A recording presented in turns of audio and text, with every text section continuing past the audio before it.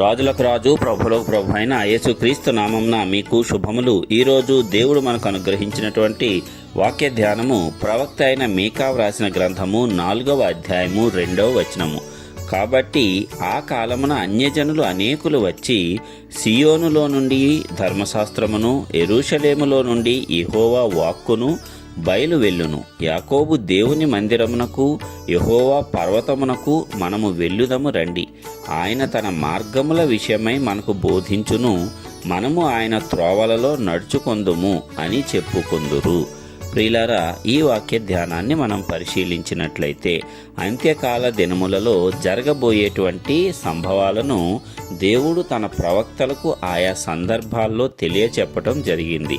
అదే విధముగా ఇక్కడ ప్రవక్త అయినటువంటి మీకాతో కూడా మరి తన యొక్క మందిరము, ఆ మందిరం యొక్క మహిమ ఏ రీతిగా అంత్య దినములలో ఉండబోతుంది, మరి ఏ రీతిగా జనులందరూ కూడా సహాయము కోసము, ఆశ్రయము కోసము మందిరములకు వస్తారు అనే దానిని ఇక్కడ చక్కగా వివరించటం జరిగింది. యెహోవా యొక్క మందిరము పర్వతముల శిఖరము కంటే హెచ్చుగా అంత్య దినములలో హెచ్చింపబడుతుందంట. ఎప్పుడైతే అలాగా మందిరము హెచ్చింపబడుతుందో ప్రవాహం వచ్చినట్లు జనులు దానిలోనికి వస్తారు. అంటే ఆ యొక్క సంఘములోనికి వస్తారన్నమాట. సంఘంలోనికి రావటమే కాదు, వారు ఏమేమి అనుకుంటారంట, అన్యజనులు అనేకులు వచ్చి సియోనులో నుండి ధర్మశాస్త్రమును, యెరూషలేములో నుండి యెహోవా వాక్కును బయలు వెళ్ళును. అంటే ఆ సంఘములోంచి వచ్చేది దేవుని మాట తప్ప మనుషులు మాట్లాడేది కాదు అని జనులందరూ కూడా ఒక స్థిర నిశ్చయానికి వస్తారంట.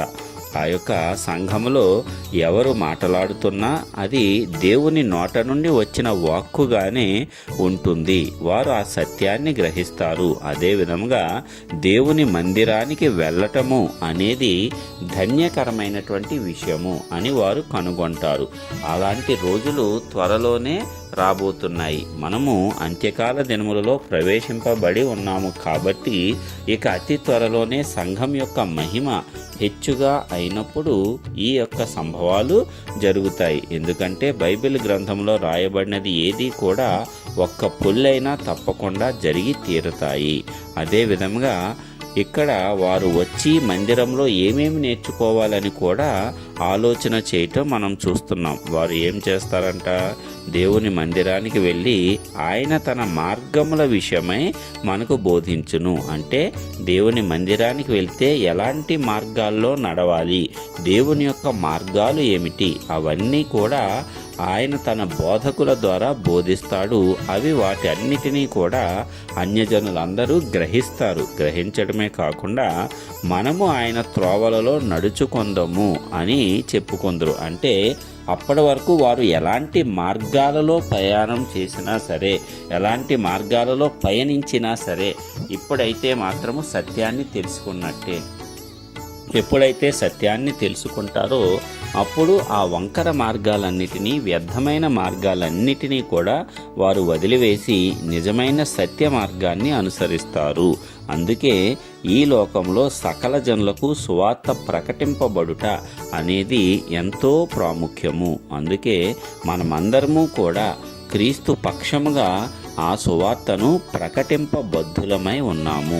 ఎవరు అనర్హులు కాదు. మరి ఎవరు చెప్పకపోతే జనులకు ఎలాగూ తెలుస్తుంది? అందుకే ఆ సంఘములలో మనము కూడా పాలిభాగస్థులం అవ్వాలి, సంఘాలను బలపరచాలి. సంఘం యొక్క మహిమ పెరిగినప్పుడు దేవుడు మనలను కూడా హెచ్చిస్తాడు. మనము చేసే కార్యాలను కూడా దేవుడు ఆశీర్వదిస్తాడు. కాబట్టి ప్రస్తుతము మనమేదో మొక్కుబడిగా వెళ్ళి వస్తున్నామేమో, కానీ మనకు చాలా గొప్ప బాధ్యతను దేవుడు అనుగ్రహించాడు.